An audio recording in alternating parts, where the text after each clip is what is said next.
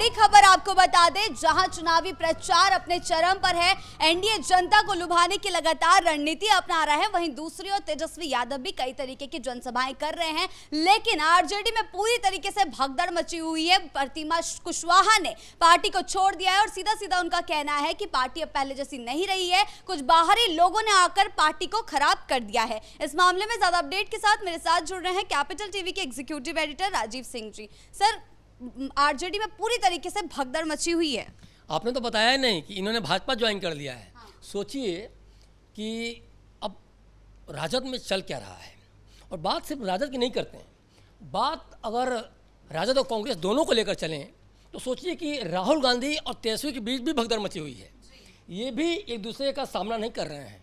पिछले कई दिनों से कह सकते हैं, या फिर 15-20 दिनों से राहुल तेजस्वी का आमना सामना भी नहीं हुआ है। तेजस्वी अकेले प्रेस कॉन्फ्रेंस करते हैं, या जब कांग्रेस का कोई नेता होता है तो गहलोत को राहुल गांधी भेज देते हैं। और जो प्रतिमा कुशवाहा ने जिस तरह से अभी चुनाव के ऐन पहले भाजपा को ज्वाइन किया है, ये बहुत बड़ी थ्रेट है राजद के लिए, और ख़ास तौर पे कोयरी जो समाज है, जो कुशवाहा समाज है, उसकी तरफ से 7 से 9% बिहार में कुशवाहा समाज हैं। और देखा जाए तो सीधे 60 से 70% जो सीटें हैं उस पर ये निर्णायक भूमिका निभाते हैं। और अगर जीत हार की बात की जाए कि बिहार में ये कितनी सीटों पर सीधे जो जीत हार को प्रभावित करती हैं, तो लगभग ये सीट 20 से 22 सीटें पड़ती हैं। तो सोचिए कि ये कितनी बड़ी, मतलब चुनाव से पहले आरजेडी के ताबूत में कितनी बड़ी कील होगी कुशवाहा द्वारा, जो जिस तरह से उन्होंने इस्तीफा देके और फिर जिस भाजपा ज्वाइन किया। एक बड़ी बात मैं बताना चाहता हूँ। देखिए, कुशवाहा का सिर्फ आना, उसको आने के तौर पे, इस्तीफा के तौर पे नहीं देखना चाहिए।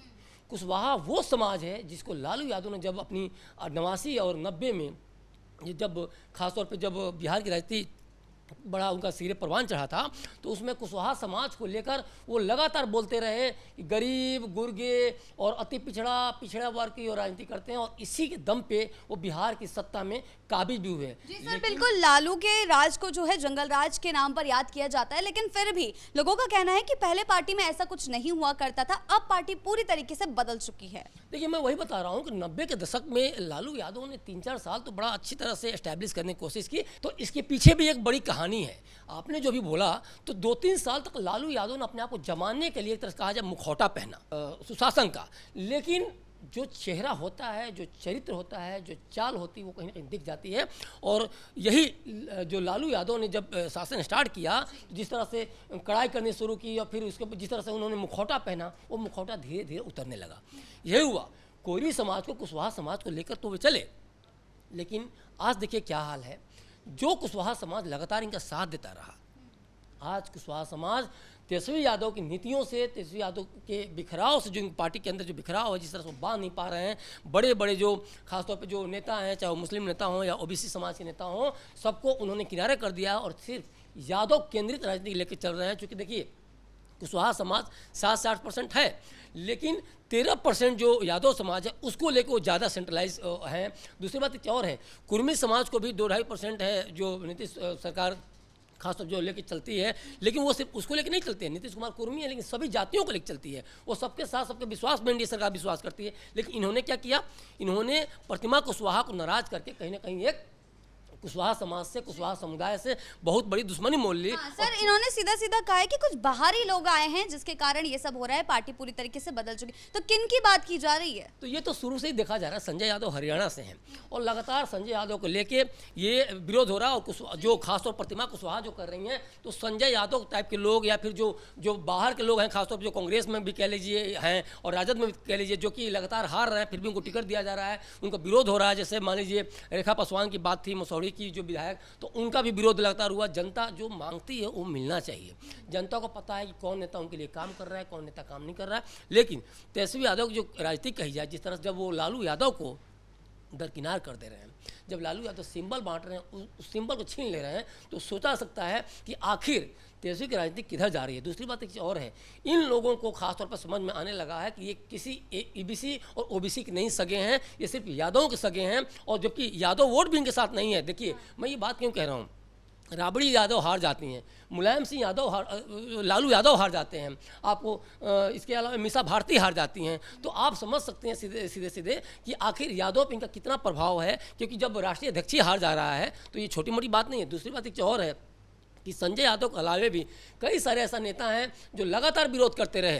देखिए अभी कांग्रेस में भी लगातार विरोध देखने को मिला और यही चीज़ आरजेडी में भी मिल रही है। तो ये चीज़ें कहीं ना कहीं देखना चाहिए था कि जो नेता असंतुष्ट हैं उनको संतोषप्रद जो राजनीति के माध्यम से कैसे बांधा जाए। लेकिन तेजस्वी यादव ने कोई कोशिश नहीं की, सिर्फ और सिर्फ उनकी राजनीति मुख्यमंत्री केंद्रित ही रही कि हमको मुख्यमंत्री बना दो, बाकी किसी से नहीं मतलब है। और इसीलिए सोशल मीडिया पर इस तरह वीडियोज़ भी वायरल हो रहे हैं। इस तरह के ठीक है वो वीडियो को जिस तरह से लोग कर छड़ के वो कर रहे हैं, लेकिन कहीं ना कहीं वो चस्पा किया जा रहा है इस पे कि बिहार की जनता भाड़ में जाए, बस मुझे मुख्यमंत्री बनना, इस तरह की चीज़ें कई सारी वायरल हो रही हैं। सच्चाई की कितनी अब वो वायरल करने वाले जाने। लेकिन ये सवाल तो उठने ही लगा है कि तेजस्वी यादव ने कहीं ना कहीं खुद जो कहते हैं बार बार बिहार मांगे तेजस्वी सरकार या अब की बार तेजस्वी सरकार, जो जिस तरह के नारे लगाते हैं तो कहीं ना कहीं वो मोदी का नकल करके नारे लगाते हैं। लेकिन उस नारे में एक चीज़ साफ साफ दिखता है कि तेजस्वी मुख्यमंत्री सेंट्रिक, तेजस्वी लालू परिवार सेंट्रिक राजनीति करते हैं। और इसी में ये बड़ा असंतोष झलक के आ रहा है। जो प्रतिमा कुशवाहा जैसे लोग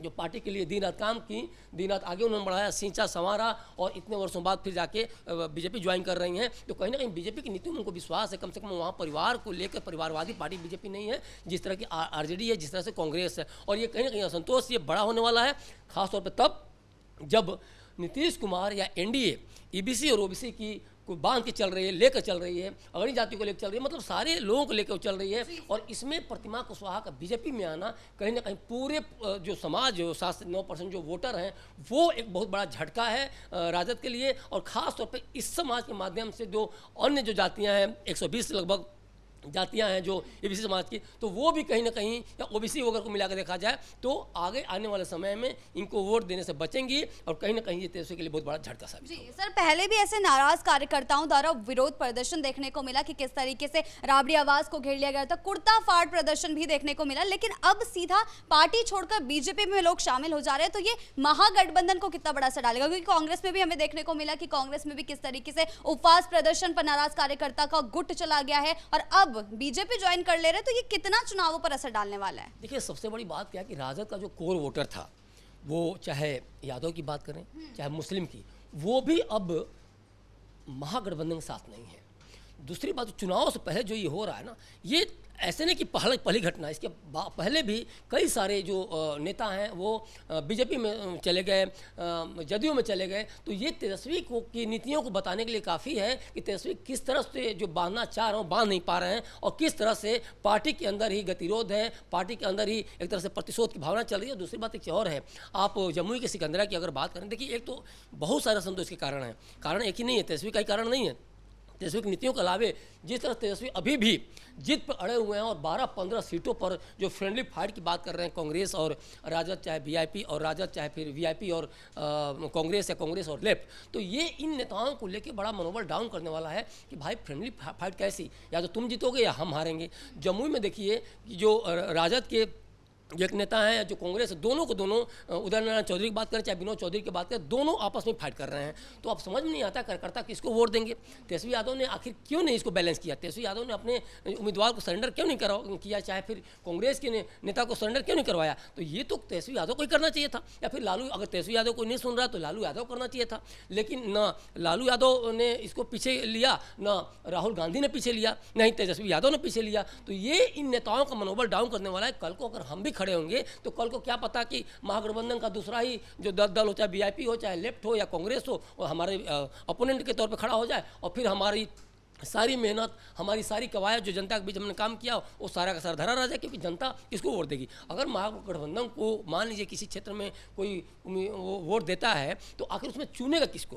कांग्रेस चुनेगा कि राजद को? किसी एक को चुनना होगा। तो वो तो अपनी नीतियों के खिलाफ ही, अपने कहीं ना कहीं थॉट के खिलाफ ही, जिसको वोट देने के खिलाफ ही उसको वोट करना पड़ेगा, और वहाँ कहीं ना कहीं एनडीए को फायदा होगा। तो ये इस चीज़ को समझ नहीं पा रहे हैं कि आखिर इस तरह जो आप लड़ा रहे हैं वो उसका कितना कार्यकर्ताओं पर, प्रतिमा कुशवाहा जैसे नेताओं पे इसका कितना मनोबल डाउन करने वाला है। और ये तेजस्वी यादव चाह के भी नहीं समझ पा रहे हैं। और ख़ास तौर पे एनडीए जिस तरह से धुआंधार रैली कर रही है, जिस तरह से पीएम मोदी, अमित शाह, जेपी नड्डा, नीतीश कुमार जिस तरह गरज रहे हैं, जिस तरह से अपने डेवलपमेंट की नीतियों को ला रहे हैं, जिस तरह जंगल राज को लेकर 30 बार कल पाकिस्तान जो पीएम मोदी ने हमला किया, जिस तरह से उन्होंने आपको ऑपरेशन सिंदूर को लेकर, कश्मीर को लेकर बोला, तो ये बताने के लिए काफ़ी है किस तरह से राष्ट्रवाद पे कांग्रेस को घेर रहे हैं, किस तरह से राजद की जंगलराज पर घेर रहे हैं। तो ये इनके लिए बहुत बड़ा सेटबैक होगा और इसीलिए प्रतिमा कुशवाहा जैसे नेताओं ने बड़ी सूझबूझ से दूरदर्शिता का परिचय देते हुए भाजपा को ज्वाइन किया। जी, बहुत बहुत धन्यवाद आपका इन तमाम जानकारियों के लिए। तो जिस तरीके से महागठबंधन को अभी जनता के सामने अपना चुनावी एजेंडा पेश करना चाहिए, लेकिन वहीं तेजस्वी की मुश्किलें जो हैं बढ़ती जा रही हैं। कांग्रेस की बात करें या आरजेडी के नाराज गुट जो है वो सामने आकर खुलकर बोल रहा है, विरोध प्रदर्शन से लेकर अब पार्टी बदली तक जा रही है। भाजपा जो है प्रतिमा कुशवाहा ने ज्वाइन कर लिया, उनका सीधा कहना है कि कुछ लोगों ने आकर पार्टी को खराब कर दिया है। तो मतलब कि पूरी की तरीके से राजद जो है बैकफुट पर जाती दिखाई दे रही है। क्या कुछ होता है आगे चलकर और कितने ऐसे लोग सामने आते हैं, इस पर हमारी नजर जो है बनी रहेगी। ब्रेकिंग न्यूज में फिलहाल इतना ही। कैमरा पर्सन कुणाल के साथ मैं शिवानी रतूड़ी, कैपिटल टीवी बिहार।